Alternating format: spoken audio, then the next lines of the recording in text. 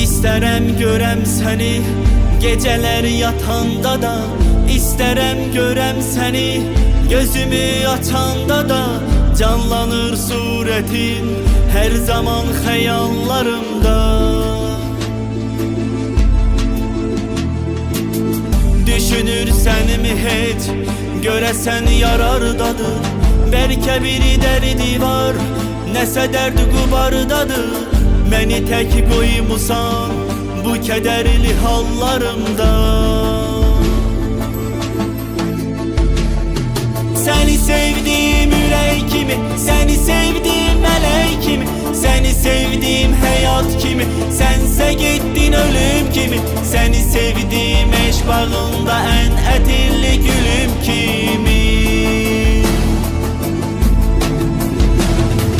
Bu dərd məni qubar məni, sen olmasan yıkar beni, yıkar bu ahuzar beni, yıkar bu intizar beni.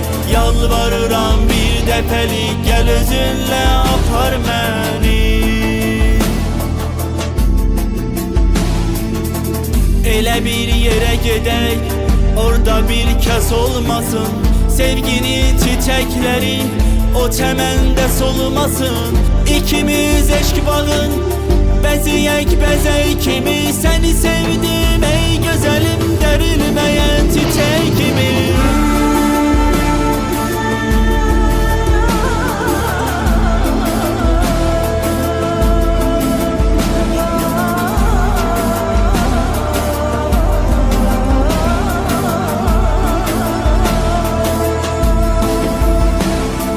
Bu dert beni qubar beni, sen olmasan yıkar beni, yıkar bu ahuzar beni, yıkar bu intizar beni.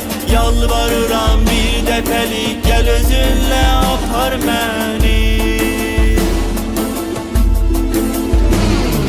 Səni sevdim ürək kimi, səni sevdim mələk kimi, səni sevdim həyat kimi, sənsə